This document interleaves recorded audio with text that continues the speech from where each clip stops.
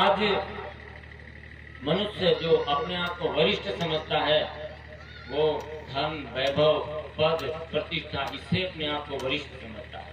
गुरुदेव ने कहा प्रज्ञा पुराण में, वरिष्ठता नराणाम तो श्रद्धा प्रज्ञावलंबिता निरा निष्ठा स्थिता च व्यक्तित्वं सर्वे मात्र संस्थिता।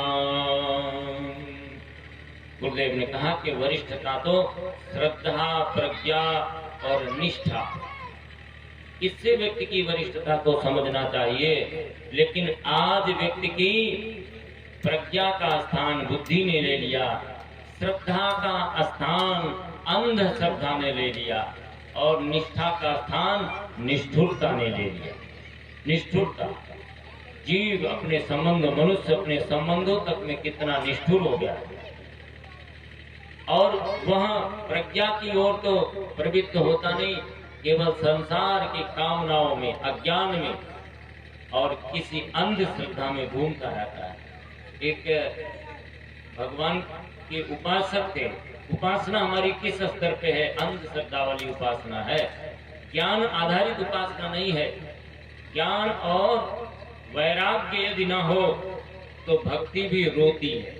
तो ऐसे अंधश्रद्धा जहां जुड़ जाए, किसी ने कहा कि आप उपासना कीजिए गणेश जी की, तो गणेश जी प्रथम पूज्य हैं, बहुत जल्दी फल देते हैं। तो गणेश की मूर्ति ला करके रख लिया, लेकिन गणेश जी प्रसन्न नहीं हुए। और फिर किसी ने कहा कि आप दुर्गा जी की लाइए, तो दुर्गा जी बहुत जल्दी प्रसन्न होती, दुर्गा जी की रख लिया, लेकिन दुर्गा जी भी कोई ज्यादा फल नहीं दे सकी। तो फिर तिवारा किसी ने कहा कि राम जी बहुत सरल हैं, राम जी को रख लो ना, तो राम जी तो बहुत जल्दी प्रसन्न हो जाएंगे, तो राम जी की रख लिया। और फिर भी जब उसको लाभ न मिला तो किसी ने कहा कि यदि हनुमान जी को रख लो ना, तो राम जी भी उनके, राम जी चले ना हनुमान के बिना, हनुमान जी के बिना तो राम जी भी नहीं चलते। यदि हनुमान जी को कर लोगे तो राम जी भी खुश हो जाएंगे, और हनुमान जी की भी कर लिया। लेकिन जब उसको इससे भी लाभ नहीं हुआ तो अंत में उसने सोचा दिमाग से कि लगता है कि ये जो हमने गणेश जी को रखा है, इनकी सूंड लंबी है, तो जब मैं अगरबत्ती का धुआं छोड़ता हूँ तो ये सब अपने सूंड से अंदर कर लेते हैं और इन देवताओं को सुगंध नहीं मिलती, इसलिए प्रसन्न नहीं हुए। तो उसने रुई ठोस ठोस करके उनके सूंड में भर दिया, और जैसे सूंड में रुई भर दिया तो गणेश जी प्रकट हो गए। गणेश जी प्रकट हो गए, उसको बड़ा आश्चर्य हुआ कि देखो हमने जब तक पूजा किया, भोग लगाया तो नहीं प्रकट हुए, और हमने इनके सूंड में रुई भर दिया तो प्रकट हो गए।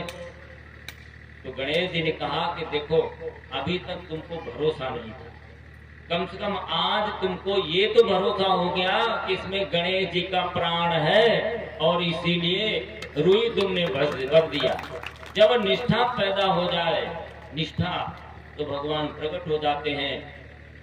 नरसिंह बसे हर खंभन में, प्रकटन को प्रहलाद कहा, रामचरित लिखा अनेकों ने, पर तुलसी जैसी मर्याद कहा। हर खंभे में आज भी तो भगवान है, लेकिन प्रहलाद जी को इतना बड़ा विश्वास है कि जब उस दैत्य ने उठाया, खंजर उठाया और कहा बोल तेरा भगवान कहाँ है, अभी मैं तेरे सिर को काट देता हूँ इसी खंभे में बांध करके। प्रहलाद जी ने कहा पिताजी इस खंभे में भी भगवान है, आपके अंदर जो बल है वो भी मेरे भगवान का है, मेरे अंदर भी, और ब्रह्मादि के जितने देवता हैं उन सब के अंदर जो बल है वो हमारे ही भगवान का है। तो उसने कहा मूर्ख बालक, तेरा भगवान मुझको तो दिखाई नहीं पड़ता। तो प्रहलाद जी ने कहा कि पिताजी जाके त्रिगन में चढ़ो रकार मकार, ताको ही दिखे पिताजी वो मेरे सरकार। जिसके आंख में दृष्टि दोष हो गया हो तो उसका दर्पण क्या भी कर लेगा। यदि दर्पण ही खराब हो तो चेहरा तो खराब दिखेगा, या चेहरा ही खराब होगा तो दर्पण क्या कर लेगा, तो चेहरा तो खराब ही दिखाएगा। तो तुम्हारे दृष्टि में दोष है, इसलिए भगवान दिखाई नहीं पड़ते, और दृष्टि हो जाए तो भगवान दिखे। और जब प्रहलाद जी ने नहीं मानी, प्रहलाद की निष्ठा है कि सभी जगह भगवान है, और कोई भी अपने बेटे को मारना तो नहीं चाहता, अपने मार्ग में चलाना चाहता। पिता का चाहे जितना भी दुष्ट हो, पर अपने पुत्र के लिए तो अच्छा ही होता। और जैसे तलवार उसने खंभे पर प्रहार किया प्रहलाद जी को डराने के लिए, तो प्रहलाद जी के विश्वास को सिद्ध करने के लिए, क्योंकि प्रहलाद जी ने कहा कि इस खंभे में हमारे भगवान हैं। प्रहलाद जी की ऐसी निष्ठा भीतर से है, और इस निष्ठा को प्रकट करने के लिए भगवान नरसिंह के रूप में प्रकट हो गए। बोले नरसिंह भगवान की जय। और इस निष्ठा की जगह आज व्यक्ति निष्ठुरता करने लगा है, उसके अंदर सिद्धांतों के प्रति निष्ठुरता नहीं है। आज वह इतना भूखा हो गया कि उसके जीवन में ऐसी वृत्ति आ गई, हिरणाक्ष की, हिरण्यकशिप की वृत्ति आ गई। वह अपनी लिप्ताओं को पूरा करना चाहता है, और लिप्ताओं को पूरा करने के लिए उसे बेईमानी के मार्ग पर तो चलना ही होगा। ईमानदारी के मार्ग पर चलकर कोई व्यक्ति अपनी आकांक्षाओं को पूर्ण नहीं कर पाता है।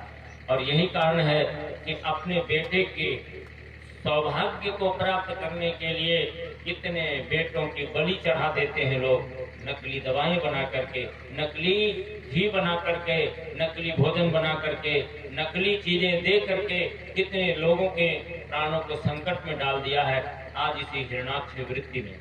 तो कभी भी यदि हमारे जीवन में भगवान का प्रकटीकरण होगा तो श्रद्धा और प्रज्ञा और निष्ठा के द्वारा होगा। और इसी श्रद्धा, प्रज्ञा और निष्ठा की स्थापना करने के लिए परम पूज्य गुरुदेव ने यह प्रज्ञा पुराण की कथा की स्थापना किया है, और इसमें उन्हीं बिंदुओं को समाविष्ट करने का प्रयत्न किया गया है।